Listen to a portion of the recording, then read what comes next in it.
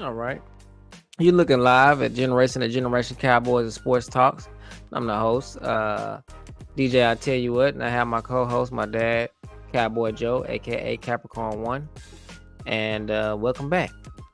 So yeah, so my overall on the game, we gotta just stop drinking the Kool-Aid, and I gotta stop drinking the Kool-Aid, and I just feel like my overall thought about the game was they came out flat. I just don't think McCarthy be having a team ready, but also, you know, we have to with me to me everything starts from the top down. And we always like to say we always want to make sure we put the blame where it needs to go. But let's understand this, Cowboy Nation. The Cowboys don't play preseason. And they're probably the only team in the NFL that doesn't do that. They're the only team in the NFL that doesn't do quite a few things. They're the only team in the NFL that doesn't use free agency. They're the only team in the NFL that don't play their players in preseason. They're the only team in the NFL that waits until the last minute to pay their players. So it's a lot of things that and this is just a snowball effect. So you don't play playoff. You don't play preseason. So in turn, what you have is you have a team that comes out in the first 3 or 4 games and they're not on the same page with each other. That's my opinion. So you'll probably see just like last year. Last year around game 4 or 5, CD start going off on the sideline after they played the 49ers, and all of a sudden they came out of the bye and they were clicking. And that's what I think you're gonna see this season as well. Well, I hope that at least. But they'll get it together. Also, so another thing that we're starting to see from the top down is um from the top down we from the top down we starting to see that they didn't sign anybody in the offseason. Derrick Henry ran all over us. And we knew that was coming. I mean, he should have. They could have had him. And again, from the top down, listening to McCarthy, listening to Steven and Jerry today, they're not making any sense. When the media asked them about why they didn't sign Derrick Henry, they say things like, well, their words were, we couldn't afford him. That's just not true. It's just not true. They're the team that couldn't afford him. As a matter of fact, they did everything that they could to not get him. They just have to own up to it and say, yeah, we messed up. And that's the reason why we're in the predicament we're in. It's part of the reason why we're in the predicament that we're in. So um that's what I'm noticing. I do think that it'll start clicking and they'll get together, but this schedule is not giving us any breaks. We starting off with some tough teams, and maybe that's what we need. But that's my overall thought. The game it didn't get the game didn't start. We didn't start building and start moving the ball until Dak start calling the plays and running hurry up offense. People can say it's garbage time if they want. I still think the other team was trying to stop us, and I feel like that they have to do that going forward. They have to do hurry up offense in order for Dak to call the plays and us to get the ball downfield. I mean, we look bad out there. Our offense look bad. Our defense look bad, and it's a lot of blame to go around. But the fact that you didn't do anything in the off season, this is what happens when you don't do anything in the off season. This is what happens when you wait to the last minute to sign your best players and you don't have money to go out in free agency. This is what happens when you don't play your players in the preseason. They come out and they come out and on the first play of the game they get a penalty. This is what happens. This is what happens when all of these things, you know, come to fruition. So they can make excuses. The Joneses can make excuses all they want, but the bottom line is these are results from the actions that they caused. They did this, and these are the results that you're seeing. And so they'll probably bounce back, but again, it's a maybe. We'll see. So what did you think about the game? What did you pick up on? Um, well, I mean, it's just kind of a deal where I still think at this point in the season we need our offense to help our defense. And you can see where the way our offense played in the fourth quarter. If they play like that, our defense kind of picks it up. Our defense looked like a different defense in the fourth quarter when our offense was moving about and scoring and points. It just kind of lifts the entire team up.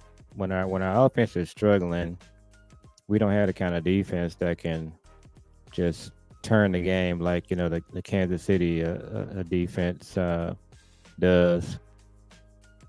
But our running game, I mean, it's just not there. Offensive line, they getting pushed back. Uh, Tyler Guyton is struggling. You're gonna every rookie is gonna hit a wall. He's hitting his after game three. He didn't look that good against the Saints, so it's really just kind of showing up there. And then Terrence Steele is struggling. And the Cowboys do something that a lot of teams don't do. When guys have significant injuries, they go in and they sign them. There was no reason for them to pay, and he hasn't looked the same. Now, I wouldn't say that he was just really that great before the injury. He was okay. He wasn't, I don't think, an all pro type player, but they're really kind of having some issues Yeah, he ain't never on been a with both all pro tackles, player like that. and mm, yeah. No, he's So never been an all that's pro type impacting the player like running game. it is. And And there's a lot of other Dak things doesn't that have a lot of time to set up and throw. Oh, go Dak ahead. don't have. I said, yeah, Dak don't have a lot of time to sit up and throw. It's a lot of things that's impacting the running game. I mean, I think it's the scheme is the number one thing. And then also, um, you know, we do play well from out front, which is no excuse. You should be able to play well out front or behind. But yeah, this is what happens though. They should have re-signed Tyron. You wouldn't Hmm. have that problem. And as a matter of fact, if you re-sign guy if you re-sign Tyron, and let's just say you draft a tackle in the later rounds, because your whole draft board changes. They really should have re-signed Pollard. So, these excuses that they make talking about that they gotta pay Micah and they gotta pay Dak and they gotta pay CD. Those are the only team that you're gonna hear talking about they had to pay players so they couldn't get other players is the Dallas Cowboys. That just does not make any sense. Look at the Eagles. They have done it repeatedly each year. They've done it over and over again, and so has every other team. So I guess Hmm. if you was to just look at the logic behind what Steven and Jerry is saying, what they're saying is that we could not make our team better because we had to pay the players that we have on our team currently, and we had to let talented players go also in order to keep Dak and keep CD and to pay Micah and to pay Diggs. So what he's saying is, as long as we have talented players on our team, we're not going to be able to get better because of the cap. We're not going to be able to. There is no, as long as you have players like Dak, CD, and Micah, the rest of your team just suffers. Everybody else is just suffers. That's it. We're paying these guys, and so we're gonna pay these guys, and every other hole that we have to address it in the draft. And that, you know, like I made a comment earlier today, and I said that was a lie. And you said the right thing. You made a good point. You said, yeah, not only is it a lie, but that's exactly what they do. That's what they do. So it's not like they lying. It's just that's just what they do. They really believe in their mind that they could not afford Derrick Henry when you got 15, 20 people today that did the math and was just like, that's just not true. They could have did it Yeah. and been in the same situation. It's just their process. And I was talking to your Uncle Eric tonight, and I was telling him the thing that's ironic is they spent a lot of time talking about the cap in Dallas. We got three major sports teams. Is it four? Three or four? So we got Cowboys, Mavericks, Stars, Right. and the Rangers. There's four. For Well, in Dallas, we got a fifth category. It's the Dallas Cowboys cap. That ain't happening in any other city. That's just happening in Dallas. So the Cowboys, Stephen Jones and Jerry, they have made the salary cap another sports entity in Dallas, but that only happens here. And the Hey, you ironic, talk to the fans while I go get little man situated. okay, and so the ironic thing is that they talk about not paying players, but they pay the players every time. They just pay them in a different way. So the when you go back to all of the players that they signed over the years, you can't think of any star player that they didn't pay. It's just how they paid them. They paid Dak and CD right before the season started. They could have got these deals done 4 or 5 months ago. If they had done that, then everybody knows that they could have had cap space to sign Derrick Henry. They could have brought Stephon Gilmore back. Uh, they could have gone after a running back. Maybe not Saquon, but someone else that could have came in and helped the team. So by them signing Dak and CD as late as they did, it really impacted what they can do. With the cap on building a team. So, and today it was kind of odd in Steven's interview. He started talking about Micah and how prohibitive that's going to be getting him signed. But that only happens here. Just ask yourself, how did the Ravens sign Derrick Henry? How did the Eagles get Saquon Barkley? Um, you see other teams across the league, they're just getting it done. They're managing the cap. The Cowboys, they should know by now. They should have somebody looking at how they're managing the cap from year to year, because the way they're doing it is just not efficient. It's not allowing them to do the things they need to do to compete. When you look at the way that the Washington played tonight, the way the Eagles are playing, the Cowboys, they're looking at being in last place on Thursday. So Mm. they're just very inefficient in the way they're handling the cap. Yeah, and so they're inefficient in the way they handle the cap, and then they're always in the media, number one, and then they answer every question that the media they available. They got shows on 105.3 The Fan. Jerry is in the press after the game, and the stuff that they say just makes no sense when And you then ask them. one thing that the media doesn't do, every time Steven comes on and talks about the cap, Jerry too, they never talk about the other side of the coin, and that is one of the things that's impacting your cap Bad is the country. contract you signed Jalen Smith, Michael Gallup, the contract you signed Zeke. All of these contracts, they're part of the cap. Just like the contract they signed with Trey Lance, they cost themselves a pick that could have been Braylon Allen. Um, and they're paying Trey Lance, but when they do these interviews, they only talk about one side of the coin. They keep talking about how the cap impacts them signing current and future players, but they don't talk about the cap that they did with players that are no longer on the team, like Gallup, Zeke. That contract they gave Zeke a few years back, no other team in the league would have paid Zeke. So they got to balance it out and just start talking about what are they doing to impact the cap, because the part where they got to sign players like Micah and CD and Dak, that's just part of the business. The part they're not talking about is all the bad contracts that they've done. The Trey Lance contract is like no other team in the league would have done that. Mm-mm. I'm gonna even go as far as to saying it cost them a year. It cost them a whole year.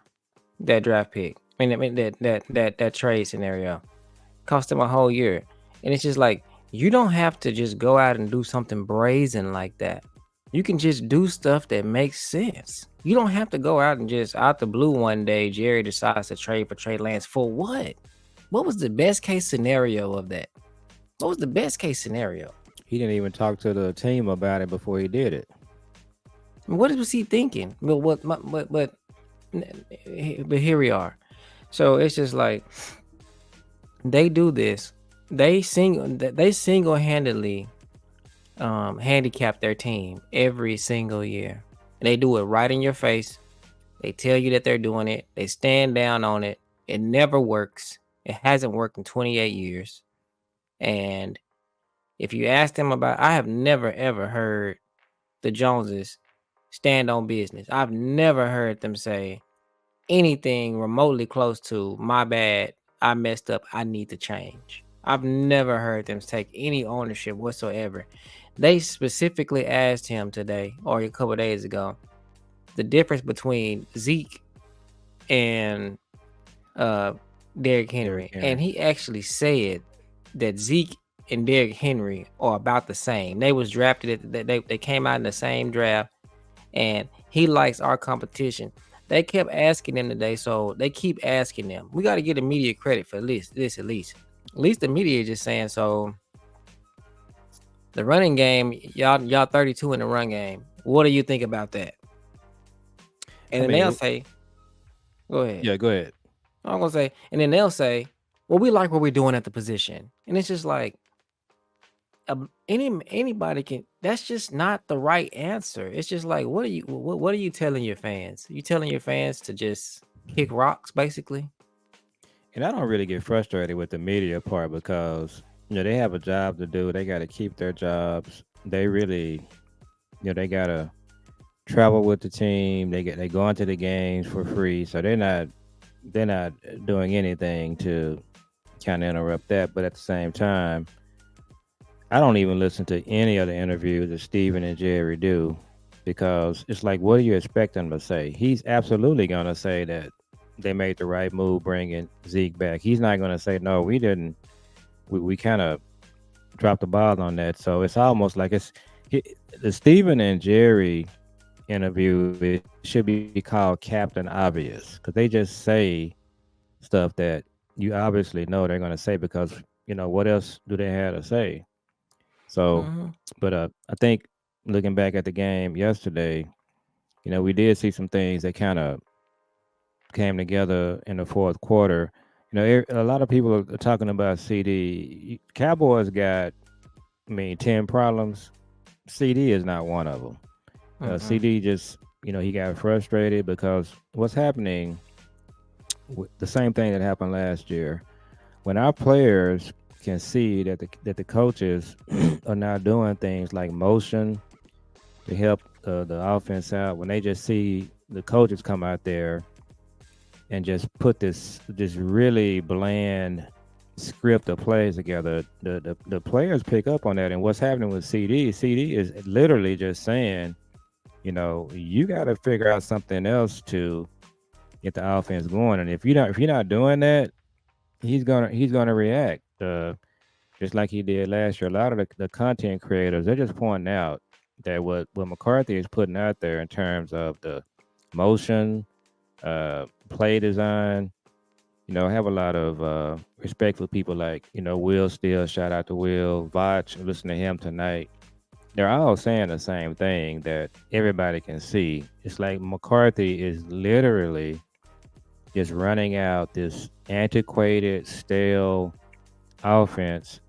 And, one of the things that I've said over the years, we hear this a lot. They say players quitting on the coach. That's when the coach get fired.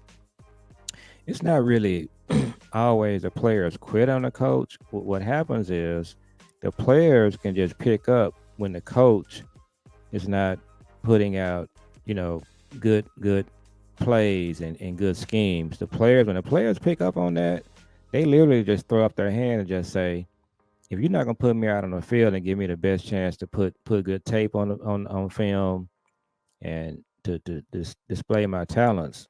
That's when players just say, you know what, I'm just gonna do whatever because you're not gonna just have me put my you know playing status in jeopardy with junk, and that's what McCarthy is doing. He's just putting out junk, and the players are reacting to it. Starting with CD, Cook, you can just kind of see his frustration. So this is on McCarthy, and Mm-hmm. he's just not.